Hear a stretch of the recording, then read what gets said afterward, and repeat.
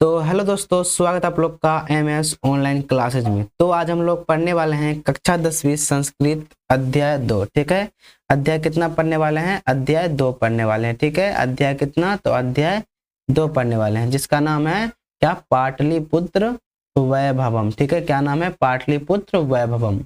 इसका हम one shot करने वाले हैं, मतलब एक ही वीडियो में पूरा चैप्टर को समाप्त करने वाले हैं। ठीक है, तो चलिए आज के क्लास को स्टार्ट करते हैं। उससे पहले अगर आप लोग चैनल पर नए हैं तो चैनल को सब्सक्राइब कीजिए और बेल आइकन को प्रेस कीजिए। ठीक है, ताकि हमारे क्लास की नोटिफिकेशन सबसे पहले आप तक पहुंच जाए। ठीक है, तो आज का जो हम चैप्टर पढ़ेंगे तो ये हमारा 3 खंड में विभाजित होगा। ठीक है, कितना खंड में? 3 खंड में विभाजित होगा।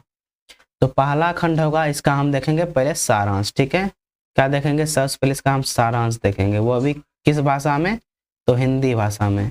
और उसका करने वाले हैं फिर दूसरा चरण में उसका करेंगे हम ऑब्जेक्टिव प्रश्न करेंगे और उसके बाद करेंगे सब्जेक्टिव प्रश्न। ठीक है, तो इस तरह से हमारा क्या होगा? चैप्टर समाप्त होगा। ठीक है, 3 चरण में समाप्त होगा। पहले इसका हम हिंदी सारांश देखेंगे, उसके बाद ऑब्जेक्टिव क्वेश्चन देखेंगे, उसके बाद सब्जेक्टिव क्वेश्चन देखेंगे। ठीक है, तो चलिए आज की क्लास को स्टार्ट कर लेते हैं। तो सबसे पहले हम देखेंगे क्या?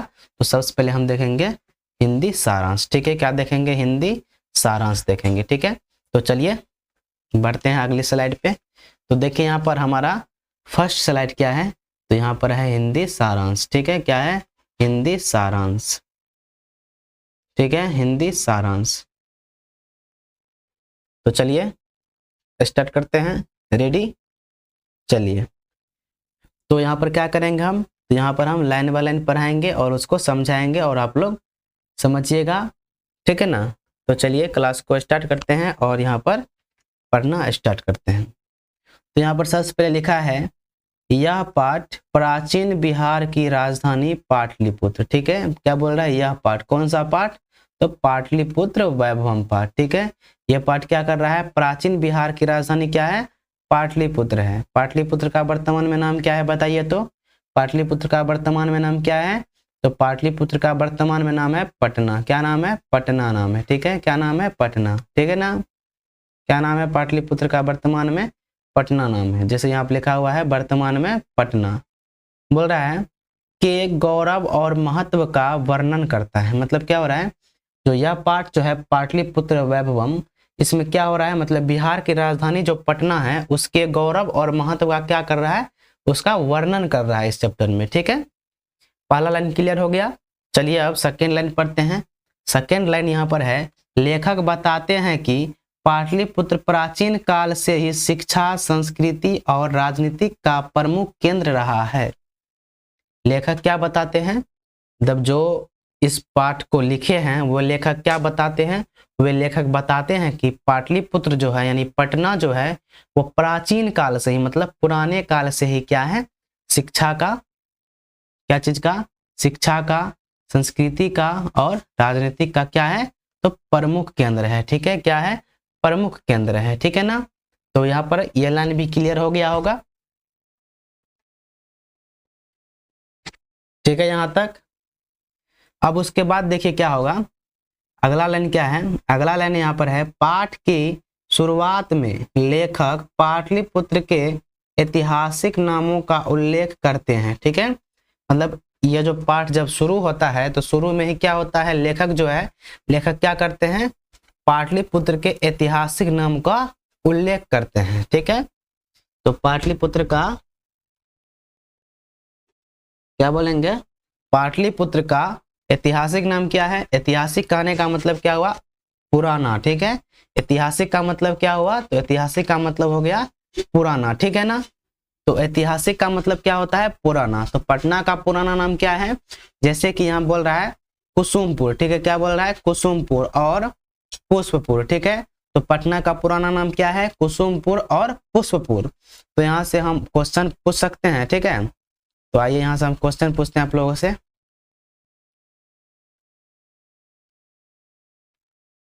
तो यहाँ पर आप लोगों के लिए क्वेश्चन है। क्या क्वेश्चन है? क्वेश्चन है, पटना का पुराना नाम। पटना का पुराना नाम क्या क्या है? क्या क्या है बताइए तो? क्या हो जाएगा? तो पहला हो जाएगा क्या, कुसुमपुर, ठीक है। और दूसरा हो जाएगा क्या, पुष्पपुर, ठीक है। और तीसरा इसका नाम है पाटलीग्राम, ठीक है। क्या नाम है, पाटलीग्राम।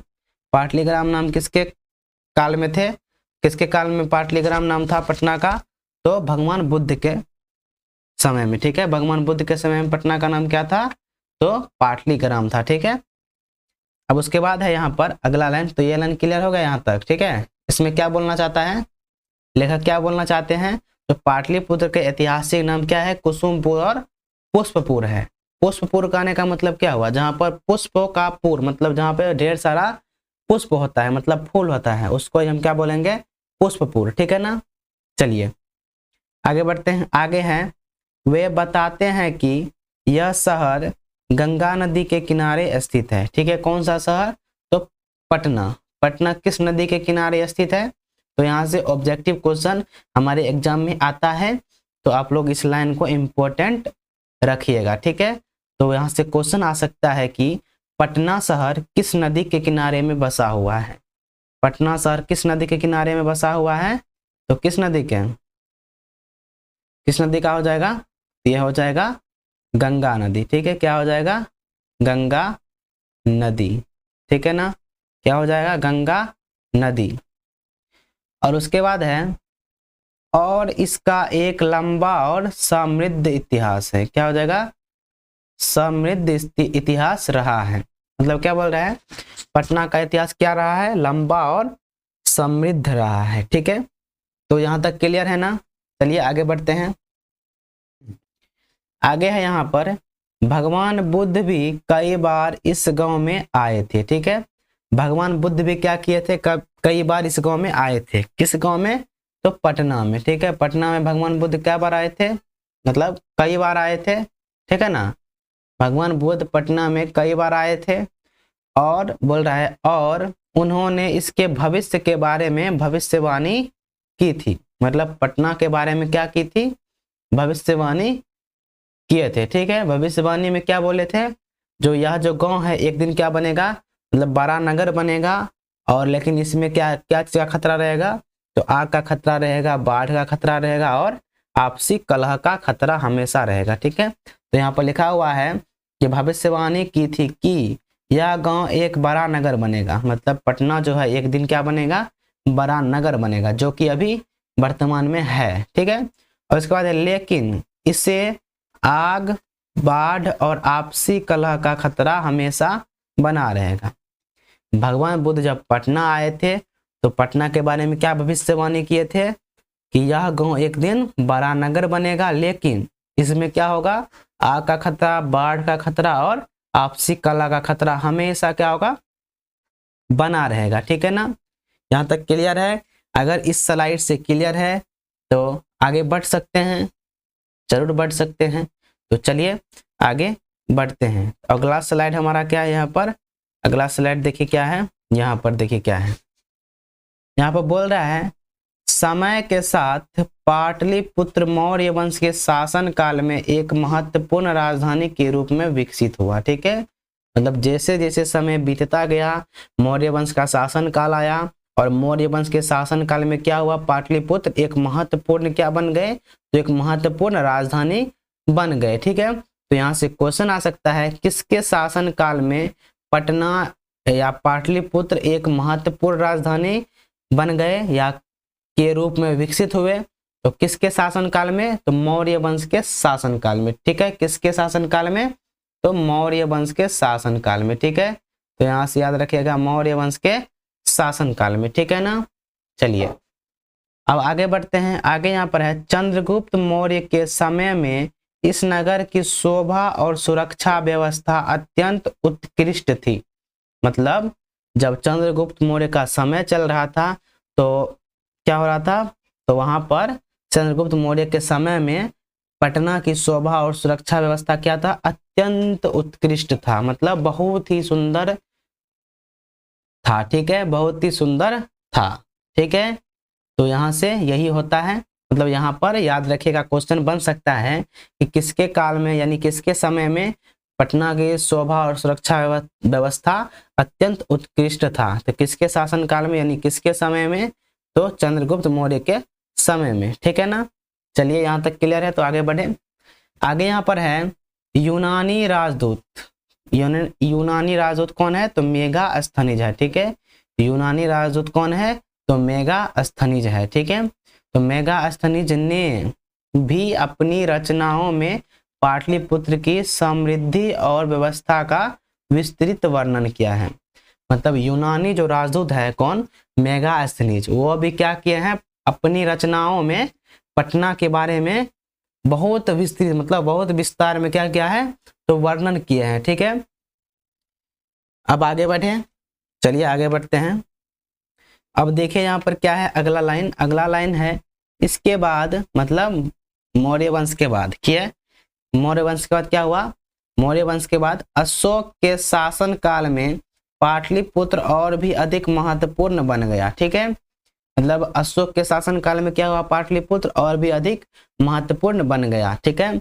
और उसके बाद बोल रहा है यहाँ बौद्ध धर्म का प्रचार प्रसार हुआ और कई स्तूपों और विहारों का क्या हुआ, निर्माण हुआ, ठीक है। स्तूपों कहने का मतलब क्या हुआ, जब यहाँ पर बौद्ध धर्म का मतलब प्रचार प्रसार हुआ था, हो रहा था, तो यहाँ पर स्तूप बनाया गया था। स्तूप मतलब होता है टीला या ढेर होता है, ठीक है, किसी चीज का ढेर होता है। और विहारों का मतलब क्या होता है, विहारों का मतलब होता है कोई घूमने वाला स्थान, ठीक है, जहाँ पर आदमी घूमने के लिए जाता है, जो कि पटना में आज भी है। जैसे सचिवालय हो गया, उच्च न्यायालय हो गया, गोलघर हो गया, तो ये सभी क्या है, तो ये सभी घूमने का स्थल है, जिसे विहारों कहा गया है। तो मतलब स्तूपों और विहारों का निर्माण क्यों हुआ है, तो बौद्ध धर्म का प्रचार प्रसार करने के लिए, ठीक है ना। चलिए अब उसके बाद है यहाँ पर मध्यकाल में पाटलिपुत्र का महत्व कुछ कम हुआ, ठीक है। मध्यकाल में क्या हुआ, पाटलिपुत्र का महत्व बहुत कम हुआ, मतलब कुछ कम हुआ, बहुत नहीं, कुछ कम हुआ, ठीक है। अब उसके बाद है लेकिन फिर भी यह अपनी पहचान बनाए रखने में सफल रहा, ठीक है। मतलब क्या बोल रहा है, जब मध्यकाल आया तो पाटलिपुत्र का महत्व क्या हुआ, कम हुआ, कुछ कम हुआ, लेकिन फिर भी क्या हुआ, पटना अपनी पहचान बनाए रखने में अब सफल रहा, ठीक है, जो कि अभी हम देख पा रहे हैं, ठीक है। अब उसके बाद है मुगल काल में इसका पुनर्निर्माण हुआ और शेरशाह सूरी ने भी इस नगर को नया रूप दिया, ठीक है।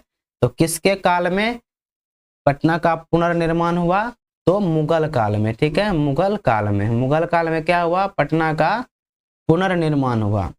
और इसको नया रूप किसने दिया, तो शेरशाह सूरी ने, ठीक है, याद रखिएगा, नया रूप किसने दिया, शेरशाह सूरी ने, ठीक है। अब उसके बाद है आधुनिक काल में पाटलिपुत्र बिहार की राजधानी है, ठीक है। अभी के समय में क्या है, तो पटना क्या है, बिहार की राजधानी है। और यह लगातार विकास कर रहा है, जो कि सही बात है, अभी भी विकास कर रहा है, ठीक है। यहाँ प्राचीन और नवीन का अद्भुत संगम देखने को मिलता है। मतलब पटना में क्या देखने को मिलता है, प्राचीन और नवीन, मतलब प्राचीन मतलब पुराना और नवीन मतलब नया, इसका अद्भुत संगम, संगम मतलब साथ देखने को क्या होता है, यहाँ पर मिलता है, ठीक है। पटना में क्या देखने को मिलता है, प्राचीन और नवीन का अद्भुत संगम को देखने को मिलता है, ठीक है ना। यहां तक क्लियर है। चलिए आगे बढ़ते हैं। आगे यहां पर है संग्रहालय, उच्च न्यायालय, सचिवालय और अन्य महत्वपूर्ण सरकारी भवन इस शहर की शोभा बढ़ाती है। मतलब इस शहर की शोभा क्या चीज बढ़ाती है, क्या बढ़ाती है, संग्रहालय, उच्च न्यायालय, सचिवालय, ठीक है, और अन्य महत्वपूर्ण सरकारी भवन। मतलब पटना में बहुत सरकारी भवन भी है जो कि इसकी शोभा को बढ़ाती है, ठीक है। चलिए इस स्लाइड से भी ऑल क्लियर होगा, तो आगे बढ़ सकते हैं। चलिए आगे बढ़ते हैं। अगला स्लाइड यहाँ पर है हमारा, चलिए यहाँ से रीड करना स्टार्ट करते हैं। यहाँ पर है पाठ में यह भी बताया गया है कि प्राचीन काल में यहाँ शिक्षा का एक बड़ा केंद्र था, ठीक है। तो शिक्षा का बड़ा केंद्र कहाँ था, तो कहाँ पर था, तो पटना में था, ठीक है। कहाँ था, तो पटना में था। पटना में किसका बड़ा केंद्र था? तो शिक्षा का बड़ा केंद्र था। तो यहाँ से ऑब्जेक्टिव आ सकता है, तो इस लाइन को आप इंपॉर्टेंट लीजिएगा, ठीक है। अब उसके बाद है जहां, जहां देश विदेशों से विद्यार्थी ज्ञान प्राप्त करने आते थे। क्या हुआ? मतलब पटना में देश विदेश से विद्यार्थी ज्ञान प्राप्त करने के लिए आते थे। तो पटना में विद्यार्थी ज्ञान प्राप्त करने के लिए कहाँ से आते थे? तो देश और विदेशों से भी, ठीक है। जैसे देखिए आर्यभट्ट जी हो गए, पाणिनि हो गए, पाणिनि और इनके जैसे महान विद्वानों ने भी इस भूमि को अपनी कर्मस्थली बनाया। तो आर्यभट्ट भी कहाँ से पढ़ाई किए हैं? तो पटना से भी, ठीक है, पटना से ही। और पाणिनि ये भी कहाँ से पढ़ाई किए हैं? तो ये भी पटना से पढ़ाई किए हैं, ठीक है, यानी पाटलिपुत्र से, ठीक है। तो इनके तरह और भी महान विद्वानों ने भी यहाँ से क्या किए हैं? तो पढ़ाई किए हैं, मतलब शिक्षा प्राप्त किए हैं, ज्ञान प्राप्त किए हैं, ठीक है ना। अब उसके बाद है यहाँ पर इस प्रकार, क्या है? इस प्रकार पाटलिपुत्र वैभवम, पाठ हमें पाटलिपुत्र के गौरवशाली अतीत, उसके भौगोलिक महत्व, राजनीतिक और सांस्कृतिक विकास तथा आधुनिक समय में उसकी महत्ता से परिचित कराता है। मतलब यह पाठ क्या कराता है? पाटलिपुत्र के गौरवशाली अतीत को और भौगोलिक महत्व को और राजनीतिक और सांस्कृतिक विकास तथा आधुनिक समय में उसकी महत्ता से हमें क्या कराता है? परिचित कराता है, ठीक है। उसके बाद यहाँ पर यह पाठ हमें अपनी ऐतिहासिक धरोहर के प्रति सम्मान और गर्व की भावना जागृत करता है, ठीक है। तो ये पाठ क्या करता है? हमारे ऐतिहासिक धरोहर के प्रति क्या करता है? सम्मान और गर्व की भावना जागृत करता है, ठीक है। अब उसके बाद है संक्षेप में हम बोल सकते हैं यह पाठ पाटलिपुत्र के प्राचीन वैभव और वर्तमान महत्व का सुंदर चित्रण करता है, ठीक है। तो वैभव का मतलब क्या होता है? सुंदरता होता है, ठीक है। वैभव का मतलब क्या होता है? सुंदरता होता है। तो यह पाठ हमें क्या बताता है? तो पटना के प्राचीन सुंदरता और वर्तमान में महत्व का सुंदरता का क्या करता है? चित्रण करता है। तो यहाँ पर हम आप लोग को एक चीज बताना भूल गए, यहाँ जो चैप्टर का नाम है पाटलिपुत्र वैभवम, तो इसको एक बार समझ लीजिए, पाटलिपुत्र वैभवम, ठीक है। तो यहाँ पर पाटलिपुत्र का मतलब क्या हो जाता है? इसका मतलब हो जाता है पटना, ठीक है। और वैभव का मतलब होता है क्या? वैभव का मतलब होता है सुंदरता, ठीक है। तो यह जो चैप्टर है पाटलिपुत्र वैभवम, इसमें पटना की सुंदरता के बारे में चर्चा किया गया है, ठीक है। तो बस यही तो एगो छूट गया था जो कि हम आप लोग को बता दिए हैं। अब हम देखते हैं और स्लाइड है। तो यहाँ पर हमारा क्या होता है? स्लाइड समाप्त होता है। तो यहाँ तक आप लोग को सारांश समझ में आया होगा, ठीक है। तो सारांश यहाँ पर क्या होता है? सारांश यहाँ पर खत्म होता है, ठीक है। तो आशा करते हैं यहाँ तक आप लोग समझ गए होंगे। तो अब हम लगाएंगे इसका ऑब्जेक्टिव क्वेश्चन। तो पहला स्टेप हमारा कंप्लीट हो चुका है सारांश का, ठीक है। अब हम इसका लगाएंगे ऑब्जेक्टिव क्वेश्चन और उसके बाद लगाएंगे सब्जेक्टिव क्वेश्चन, ठीक है। तो चलिए ऑब्जेक्टिव क्वेश्चन को देखते हैं। अब हम देखेंगे इसका ऑब्जेक्टिव क्वेश्चन। तो पहला क्वेश्चन आपकी स्क्रीन पर है, आप लोग पढ़िए और इसका जवाब जल्दी से दीजिए। पढ़िए तो जल्दी जल्दी। क्वेश्चन क्या है? पाटलिपुत्र का वर्तमान नाम क्या है? क्या है? पाटलिपुत्र का वर्तमान नाम क्या है? क्या है? तो पटना का वर्तमान में ना क्या नाम है? सॉरी, पाटलिपुत्र का वर्तमान में क्या नाम है? तो पटना नाम है, ठीक है। तो इसका सही ऑप्शन हो जाएगा ऑप्शन नंबर बी हो जाएगा, ठीक है, पटना हो जाएगा, ठीक है ना। चलिए आगे बढ़ते हैं।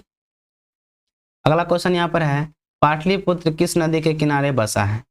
तो हम लोग अभी चर्चा किए हैं इससे पहले, किस नदी के किनारे? तो गंगा नदी के किनारे, ठीक है। तो ऑप्शन सी हो जाएगा इसका राइट आंसर। आगे बढ़ते हैं। आगे यहाँ पर है पाटलिपुत्र के ऐतिहासिक नाम कौन कौन से हैं? कौन कौन से नाम थे? तो यहाँ पर हम लिखे थे, एक मिनट रुकिए तो आप लोग को दिखाते हैं। तो यहाँ पर देखिए किधर गया, देखिए यहाँ पर लिखे हुए हैं ना, कुसुमपुर और पुष्पपुर, ठीक है, कुसुमपुर और पुष्पपुर। तो यहाँ पर जवाब दीजिए। तो इसका क्या हो जाएगा आंसर? तो यहाँ पर ऑप्शन ए में है पुष्पपुर, ऑप्शन बी में है कुसुमपुर, ऑप्शन सी में है दोनों, ऑप्शन डी में इनमें से कोई नहीं। तो इसका सही ऑप्शन क्या हो जाएगा? तो इसका सही ऑप्शन हो जाएगा ऑप्शन नंबर कितना? ऑप्शन नंबर सी हो जाएगा, मतलब दोनों, मतलब ए और बी दोनों हो जाएगा। ठीक है, यहाँ तक क्लियर है? आगे बढ़ सकते हैं, आगे बढ़िए। यहाँ पर चौथा क्वेश्चन है, पाटलिपुत्र किस वंश की राजधानी बना था? किस वंश की? जल्दी से बताइए तो। पाटलिपुत्र किस वंश की राजधानी बना था? तो मौर्य वंश हो जाएगा इसका आंसर। क्या हो जाएगा इसका आंसर? मौर्य वंश। ठीक है, ऑप्शन बी हो जाएगा इसका राइट आंसर, मौर्य वंश। क्लियर है यहाँ तक? चलिए आगे बढ़ते हैं। आगे यहाँ पर अगला क्वेश्चन है, चंद्रगुप्त मौर्य के शासन काल में पाटलिपुत्र कैसा था? चंद्रगुप्त के शासन काल में पाटलिपुत्र कैसा था? तो कैसा था? अत्यंत समृद्ध और सुरक्षित था। ठीक है, ऑप्शन सी हो जाएगा इसका राइट आंसर, अत्यंत समृद्ध और सुरक्षित। क्लियर यहाँ तक? इसका ऑप्शन सी हो जाएगा राइट आंसर। अगला क्वेश्चन यहाँ पर है, पाटलिपुत्र का वर्णन किस यूनानी राजदूत ने किया था? किसने किया था? तो मेगास्थनीज। ठीक है, ऑप्शन डी हो जाएगा इसका राइट आंसर, मेगास्थनीज। ठीक है, अगला क्वेश्चन देखिए यहाँ पर क्या है, अशोक के शासन काल में पाटलिपुत्र किस धर्म का केंद्र बना? तो किस धर्म का केंद्र बना? तो बौद्ध धर्म का। ठीक है, किस धर्म का? बौद्ध धर्म का। ऑप्शन सी हो जाएगा इसका राइट आंसर। अगला क्वेश्चन यहाँ पर, शेरशाह सूरी ने किस काल में पाटलिपुत्र का पुनर्निर्माण किया? तो किस काल में किया था? तो यह किया था मध्यकाल में। ठीक है, किस काल में? तो मध्यकाल में। तो इसका ऑप्शन बी हो जाएगा मध्यकाल। ऑप्शन बी हो जाएगा इसका राइट आंसर, मध्यकाल। ठीक है, आगे बढ़ते हैं। अगला क्वेश्चन यहाँ पर है, पाटलिपुत्र को किसने नगर बनने की भविष्यवाणी की थी? तो भगवान बुद्ध बोले थे। क्या बोले थे? जो पटना एक दिन बड़ा नगर बनेगा, लेकिन इसमें क्या होगा? आग का खतरा, बाढ़ का खतरा और आपसी कलह का खतरा हमेशा बना रहेगा। ठीक है, तो कौन बोले थे? तो भगवान बुद्ध बोले। तो ऑप्शन सी हो जाएगा भगवान बुद्ध। ऑप्शन सी हो जाएगा इसका राइट आंसर। ठीक है, आगे बढ़े। आगे यहाँ पर देखिए 10वां क्वेश्चन है, प्राचीन काल में पाटलिपुत्र किसका प्रमुख केंद्र था? तो शिक्षा का प्रमुख केंद्र था। ठीक है, हम लोग चर्चा कर चुके हैं। ठीक है, आगे बढ़ते हैं। आगे यहाँ पर है, पाटलिपुत्र में कौन महान गणितज्ञ जन्मे थे? तो कौन हो जाएंगे? तो आर्यभट्ट हो जाएंगे। ठीक है, ऑप्शन सी हो जाएगा इसका राइट आंसर, आर्यभट्ट। उसके बाद है, पाटलिपुत्र में किसने व्याकरण का कार्य किया था? तो यह हो जाएगा पाणिनि जी। ठीक है, पाणिनि जी व्याकरण के बहुत ही बड़े ज्ञाता थे। ठीक है, तो इसका हो जाएगा पाणिनि। ठीक है, आगे बढ़ते हैं। आगे यहाँ पर है, पाटलिपुत्र वैभवम पाठ का प्रमुख उद्देश्य क्या है? मतलब पाटलिपुत्र वैभवम पाठ जो है, इसमें इसका प्रमुख उद्देश्य क्या है? तो इसका प्रमुख उद्देश्य क्या है? तो पटना के सुंदरता के बारे में यह चित्रण करता है, यानी चर्चा करता है। तो ऑप्शन सी में देखिए क्या है यहाँ पर, पाटलिपुत्र के गौरव से परिचित कराना। ठीक है, तो ऑप्शन सी हो जाएगा इसका राइट आंसर। ठीक है, आगे बढ़ते हैं। अगला क्वेश्चन यहाँ पर है, मुगल काल में पाटलिपुत्र की स्थिति कैसी थी? मुगल काल में पाटलिपुत्र की स्थिति कैसी थी? तो यह पुनर्निर्मित हुआ था। ठीक है, जब मुगल काल हुआ था तो इसका पुनर्निर्मित मतलब पुनः निर्माण हुआ था और शेरशाह सूरी ने इसका नया रूप दिया था। ठीक है, तो इसका ऑप्शन सी हो जाएगा राइट आंसर। ठीक है, आगे बढ़ते हैं। 15 नंबर में देखिए क्या है, आज पाटलिपुत्र किस रूप में जाना जाता है? तो किस रूप में? ऐतिहासिक स्थल, धार्मिक नगर, बिहार की राजधानी, पर्यटन स्थल। तो इसका राइट आंसर क्या हो जाएगा? बिहार की राजधानी हो जाएगा। ठीक है, ऑप्शन सी में है बिहार की राजधानी। तो पटना ही वर्तमान में क्या है? बिहार की राजधानी है। ठीक है, आगे बढ़ते हैं। आगे यहाँ पर है, आधुनिक पाटलिपुत्र में कौन कौन सी सुविधाएं हैं? कौन कौन सी सुविधाएं हैं? तो वहाँ पर संग्रहालय है, उच्च न्यायालय है, सचिवालय है और उपरोक्त सभी। तो ऑप्शन डी हो जाएगा उपरोक्त सभी, मतलब ये सभी चीज कहाँ पर है? यह सभी चीज पटना में है। ठीक है, और ये सब क्या है, ये सब है एक कौन सा स्थल है, कौन सा स्थल, तो घूमने का स्थल जिसे विहारो कहा गया है। ठीक है, चलिए आगे बढ़ते हैं। अगला क्वेश्चन यहाँ पर है, भगवान बुद्ध ने पाटलिपुत्र के लिए क्या चेतावनी दी थी? जब भगवान बुद्ध पटना आए थे और भविष्यवाणी किए थे, तो भविष्यवाणी में क्या बोले थे कि यह नगर जो है एक दिन महानगर बनेगा, लेकिन यहाँ पर क्या होगा, आग का, बाढ़ का और कलह का खतरा हमेशा रहेगा। तो ऑप्शन सी में देखिए तो नजर आ रहा है इसे, आग, बाढ़ और कलह का खतरा होगा। तो ऑप्शन सी हो जाएगा क्या इसका राइट आंसर। ठीक है, आगे बढ़ते हैं। आगे देखिए यहाँ पर क्या है, पाटलिपुत्र वैभवम पाठ किस भाषा में है? यह हो जाएगा संस्कृत भाषा में, क्योंकि हम लोग संस्कृत पढ़ रहे हैं। ठीक है, क्या हो जाएगा संस्कृत भाषा में। ठीक है ना, चलिए आगे बढ़ते हैं। आगे यहाँ पर है, पाटलिपुत्र किस काल से शिक्षा का प्रमुख केंद्र रहा है? तो प्राचीन काल से। ठीक है, इसका चर्चा हम कर चुके हैं। प्राचीन काल से क्या हो रहा है, तो पाटलिपुत्र शिक्षा का प्रमुख केंद्र क्या हुआ है, बना हुआ है। ठीक है, यहाँ तक आगे बढ़ते हैं। आगे यहाँ पर है, पाटलिपुत्र का उल्लेख किस ग्रंथों में मिलता है? किस ग्रंथों में मिलता है? तो मेगास्थनीज नाम सुने थे, और उसके रचनाओं में क्या मिलता है, पाटलिपुत्र का उल्लेख मिलता है। ठीक है, आगे बढ़े, इसका ऑप्शन सी हो जाएगा राइट आंसर। ठीक है, आगे बढ़ते हैं। आगे यहाँ पर है, पाटलिपुत्र शब्द में पाटली का अर्थ क्या होता है? तो पाटली का अगर हम शुद्ध अर्थ खोजते हैं तो हमारे पास क्या आता है, तो हमारे पास आता है वृक्ष। ठीक है, तो पाटली का शुद्ध अर्थ क्या हो जाएगा, तो वृक्ष हो जाएगा। तो ऑप्शन ए हो जाएगा इसका राइट आंसर, क्या, तो वृक्ष। ठीक है, आगे बढ़ते हैं। आगे यहाँ पर है, वैभव का शब्द का अर्थ क्या होता है? तो वैभव का अर्थ हम बता चुके हैं, सुंदरता होता है, और उसको हम बोलते हैं समृद्धि। ठीक है, तो इसका ऑप्शन सी हो जाएगा राइट आंसर। ठीक है, यहां तक क्लियर है। आगे बढ़ते हैं। उसके बाद है, पाठ के अनुसार पाटलिपुत्र में कौन सी विपत्तियां आती रही? कौन सी विपत्ति? तो आग, बाढ़ और आपसी कलह का विपत्ति आती रही। ठीक है, यहां तक क्लियर है ना? क्वेश्चन नंबर 23 तक क्लियर है। आगे बढ़ते हैं। आगे यहाँ पर है, पाटलिपुत्र का उल्लेख सबसे पहले किस काल में मिलता है? तो किस काल में मिलता है सबसे पहले? तो किस काल में? तो बौद्ध काल में। ठीक है, किस काल में? बौद्ध काल में। तो इसका ऑप्शन बी हो जाएगा राइट आंसर। ठीक है, आगे बढ़ते हैं। आगे यहाँ पर है, पाटलिपुत्र वैभवम पाठ किस शैली में लिखा गया है?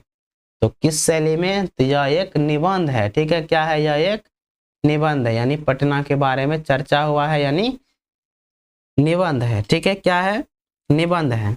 उसके बाद है यहाँ पर, चंद्रगुप्त मौर्य की राजधानी कौन सी है? तो कौन सी है? तो पाटलिपुत्र है। ठीक है, क्योंकि हम पाटलिपुत्र के बारे में पढ़ रहे हैं। ठीक है ना, तो इसका ऑप्शन सी हो जाएगा राइट आंसर। ठीक है, अब आगे बढ़े। आगे यहाँ पर है, पाटलिपुत्र के पुनर्निर्माण का श्रेय किसे दिया जाता है? तो शेरशाह सूरी नाम सुने थे, या क्या किए थे, पाटलिपुत्र को नया रूप दिया था। ठीक है, आगे बढ़ते हैं। आगे यहाँ पर हो जाएगा क्वेश्चन, पाटलिपुत्र किस धर्म के प्रचार प्रसार का केंद्र था? तो बौद्ध धर्म का। ठीक है, जिसके लिए विहारों का निर्माण हुआ था और कई स्तूपों का निर्माण भी हुआ था। ठीक है ना, यहाँ तक क्लियर है। आगे बढ़ते हैं। आगे यहाँ पर है, प्राचीन काल में यहाँ शिक्षा व्यवस्था कैसी थी? मतलब प्राचीन काल में पटना में शिक्षा व्यवस्था कैसी थी? कैसी थी?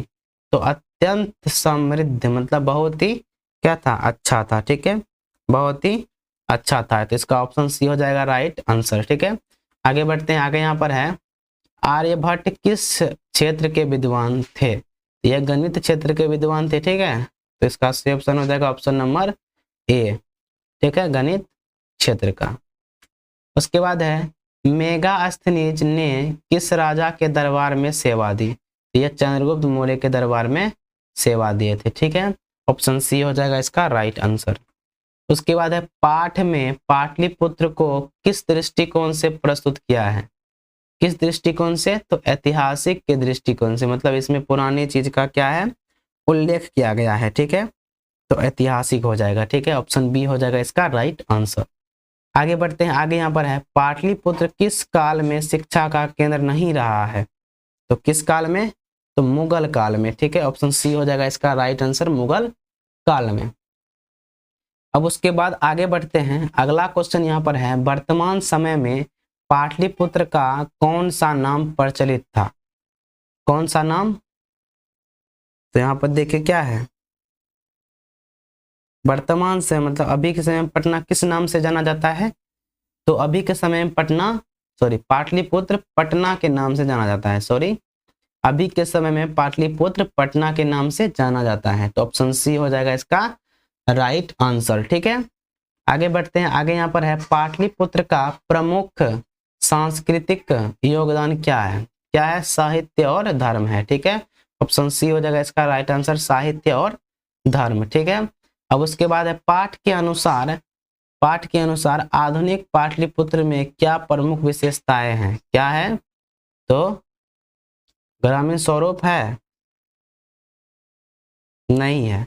ऐतिहासिक भवन है और सरकारी प्रतिष्ठान है, मतलब ऑप्शन डी हो जाएगा, बी और सी दोनों। तो यहाँ पर क्या है, ऐतिहासिक भवन है मतलब पुराने जमाने का क्या है, भवन है, और सरकारी प्रतिष्ठान भी है जो कि पटना की शोभा को सुंदरता बनाती है। ठीक है,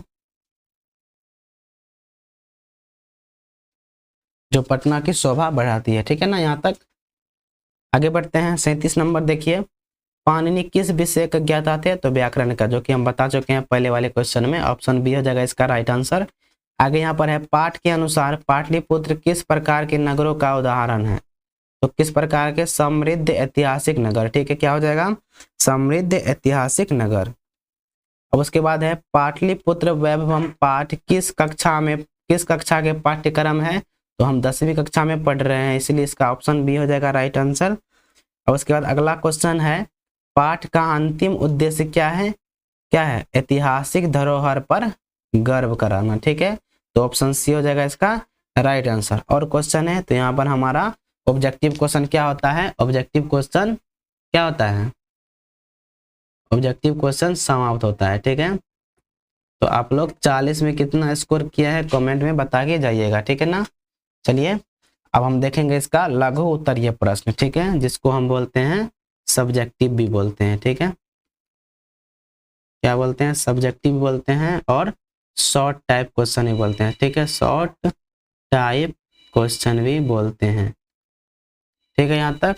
चलिए अब हम करेंगे इसका लघु उत्तरीय प्रश्न। ठीक है, जो कि हम 10 क्वेश्चन लेकर आए हैं, तो 10 क्वेश्चन को डिस्कस करते हैं। आइए बारी बारी से।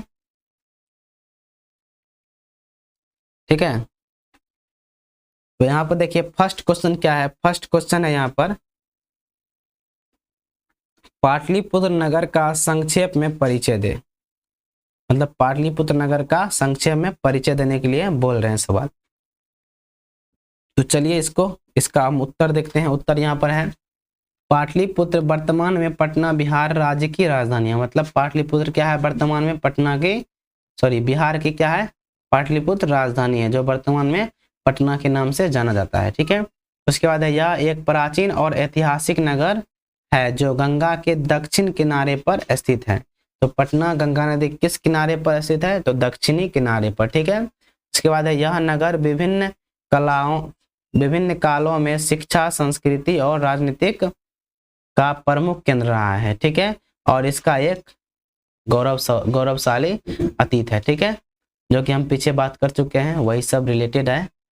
और उसके बाद है दूसरा क्वेश्चन पाटलिपुत्र के प्राचीन नामों का उल्लेख करे और बताए कि ये नाम क्यों प्रसिद्ध थे। ठीक है, तो इसका उत्तर हो जाएगा पाटलिपुत्र के प्राचीन नाम क्या है? कुसुमपुर है और पुष्पपुर है। ठीक है, उसके बाद यहाँ पर लिखा है माना जाता है कि ये नाम यहाँ पाए जाने वाले विभिन्न प्रकार के फूलों की प्रचुरता के कारण प्रसिद्ध थे। ठीक है, तो मतलब पटना में क्या थे? तो विभिन्न प्रकार के फूलों थे, और इसी के कारण क्या हुआ? पटना का नाम पुष्पपुर और कुसुमपुर था। ठीक है, तो आगे बढ़ते हैं। अगला क्वेश्चन यहाँ पर है, भगवान बुद्ध ने क्या है, भगवान बुद्ध ने पाटलिपुत्र के भविष्य के बारे में क्या कहा था। ठीक है, भगवान बुद्ध ने पाटलिपुत्र के भविष्य के बारे में क्या कहा था।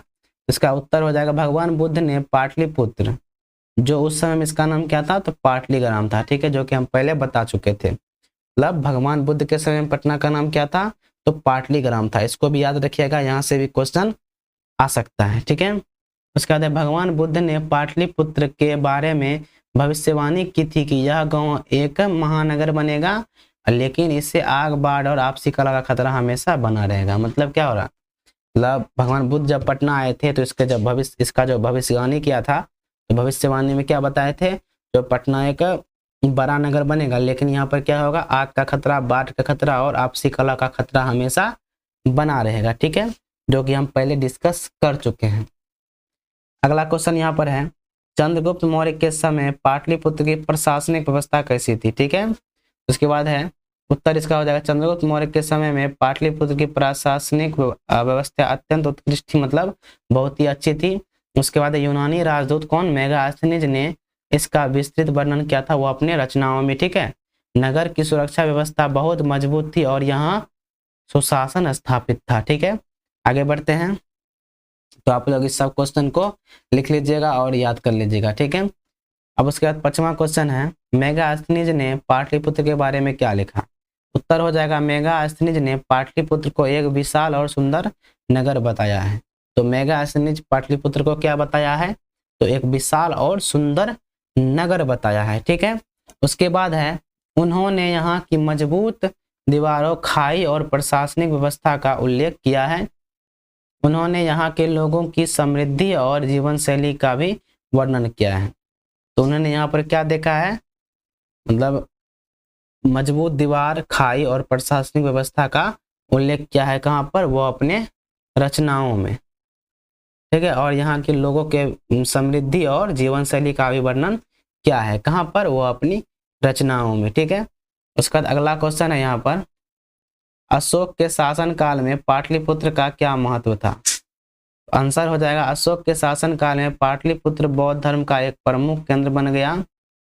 यहाँ अनेक स्तूपों और विहारों का निर्माण हुआ और बौद्ध धर्म के सिद्धांतों का दूर दूर तक प्रचार हुआ। अशोक के शासनकाल में क्या हुआ था, तो यहाँ पर बौद्ध धर्म का एक प्रमुख केंद्र बन गया था और यहाँ अनेक स्तूपों और विहारों का भी निर्माण हुआ था, क्योंकि यहाँ पर बौद्ध धर्म के सिद्धांतों का दूर दूर तक प्रचार करना था। ठीक है, यहाँ तक क्लियर है। आगे बढ़ते हैं। आगे यहाँ पर है, कौमुदी महोत्सव क्या था और यह किस काल में विशेष रूप से प्रचलित है।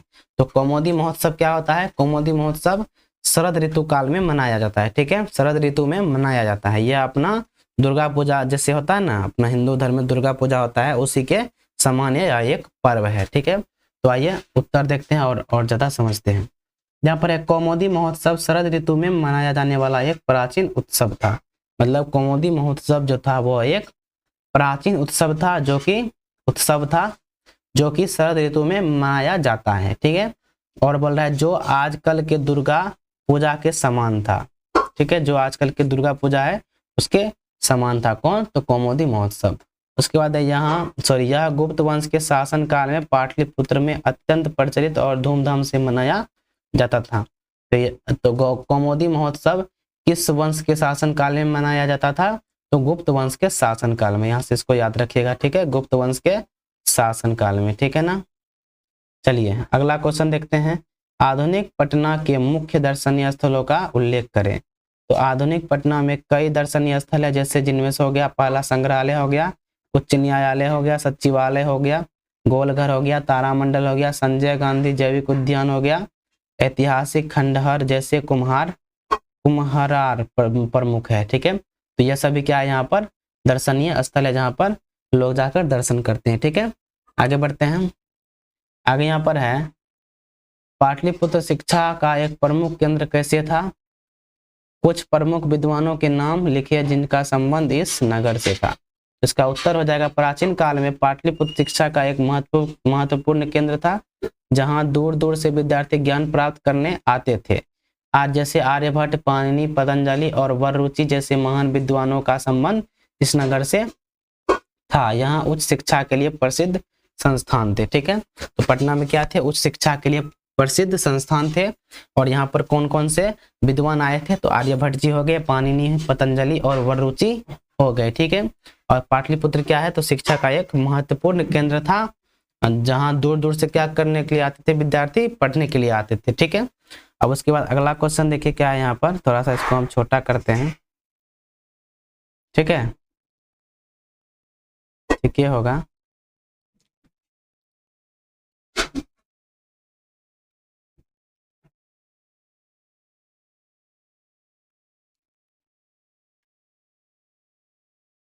चलिए यहाँ पर है 10वां क्वेश्चन, पाटलिपुत्र वैभवम पाठ से आपको क्या शिक्षा मिलती है? मतलब पाटलिपुत्र वैभवम पाठ से आपको क्या शिक्षा मिलती है? उत्तर है यहाँ पर, इस पाठ से हमें पाटलिपुत्र जैसे प्राचीन नगर के गौरवशाली इतिहास और महत्व के बारे में जानकारी मिलती है। यहाँ हमें अपनी ऐतिहासिक और सांस्कृतिक विरासत के प्रति सम्मान और गर्व की भावना सिखाता है। यह पाठ यह दर्शाता है कि समय के साथ परिवर्तन होते रहते हैं, लेकिन अपनी जड़ों को पहचानना महत्वपूर्ण है। मतलब यह पाठ हमें क्या शिक्षा देती है?